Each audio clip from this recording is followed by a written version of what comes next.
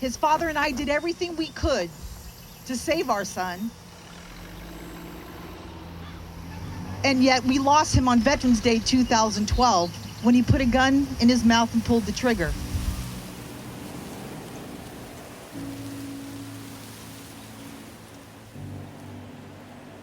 War puts everything on hold and on fast forward at the same time.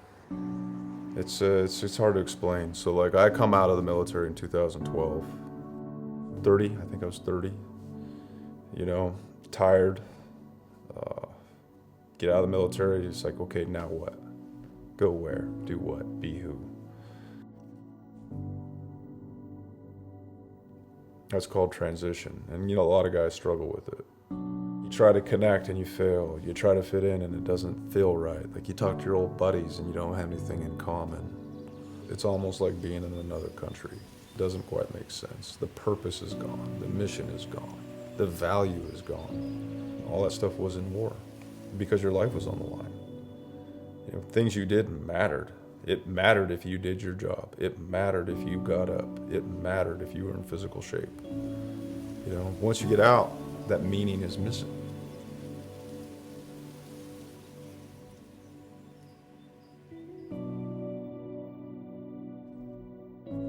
And I found out about the suicide rate because a buddy of mine hung himself, a guy that I respected a lot, a guy that actually tried to help me when I was struggling, and I was so self-centered with my own misery, I didn't even know that he was suffering. I was almost one of those. When I heard about the rate, I didn't believe it. I didn't think it was true. I looked on the VA websites, I looked at all these different resources, and I found out that it was 22 a day. It's recently gone down to 20 a day. You can't unlearn the truth. Once you know this is a representation of what happens every day in America. Once you learn the truth, you can't unlearn it. I was thinking wow, the war's been going on this long. Nobody gives a damn. The VA's clogged. Civilians don't care. I was thinking all this resentment, self-pity, selfish kind of things. And I was looking in the mirror and all of a sudden something kind of came over me and I looked in the mirror and I said, well, what are you doing about it? And I couldn't look back in the mirror and I wasn't doing anything. If you're not happy with other people or yourself or the way the community is, what are you going to add? What are you going to bring to the table? You're only 30 years old. Your life's not over. Looking in my past, I had experience in the oil field. I had experience running heavy equipment. I had experience selling things. I put all these things together and I came up with the idea to have a creative monument built in the town I lived in, Nashville, Indiana, Soaring. I can tie the community together. I can shed light on something that's so dark. I can participate in my own healing. I can give it away. I'm going to start right here. All right. Talk about all the stuff. Thank you so much. Good work. I appreciate it. Saved lives, I'm telling you. I can't just stand by people I know kill themselves 22 a day and just kind of like how I joined the Army. I'm not going to just stand by and let it happen. We're going to do something.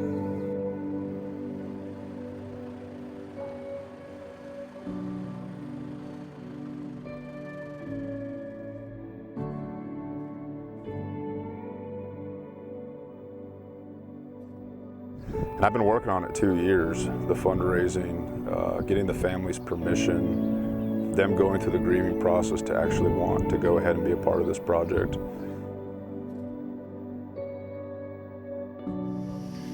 So we wanted to build a monument, then we wanted to take this and put it in the heart of a major city, and we want America to talk about it, we want America to take action, and we want there to be accountability.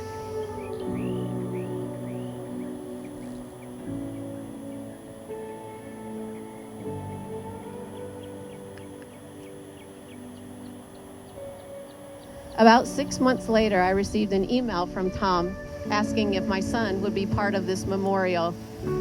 I'd never had a panic attack before, but I did when I clicked on that email and I read about the Mission 22 website and what they're doing. It's not just cut out plates. It's thought, families, connections, impact. It has depth. Every family you connect to, that's a serious thing you're discussing. And he came home in 2007 a different person, and he struggled. lot of people say 22, but those 22 people have a story and they have a face, and it's important that we recognize that they are someone's brother, sister, son, daughter, and it's so important that Mission 22 has really brought to life these people in this memorial. It doesn't matter if you're for the war or against the war, or you're Republican or a Democrat. We're humans. That's what we're trying to get at here, is this isn't about them and us. This is about everyone together, because that's who we are all as humanity.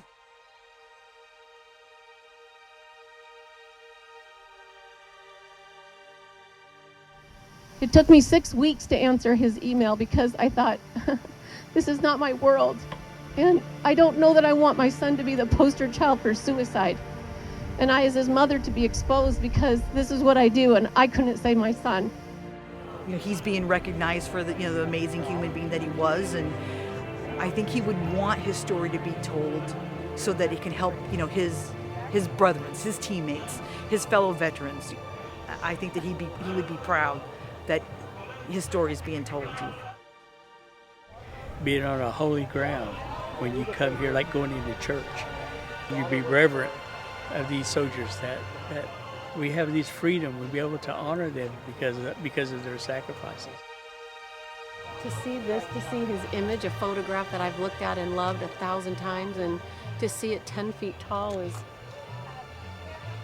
The only other time I felt this way was when I viewed his body, because it's so real, and I would recognize that hand anywhere. It's his personality, and I think that he would love to be part of the squad. If you can turn a 0 into 1, then it's infinite. If you can literally create something out of nothing, it has an infinite return on investment. Everyone wants to go back to who they were. My memories of what was fun, what I liked, who I was, that's what I want to go back to when this is finished. That's insane. You can't go back. Forward. That's the only way you can go. Even if you don't feel good, but you still create. Sooner or later, that creative force take on a life of its own, and you can be set free. This is a person in their darkest, most painful place. This isn't the ultimate sin. It's pain and depression, and it's time to talk about it. It's painful, and it's humbling, and it's overwhelming. It's perfect in every way.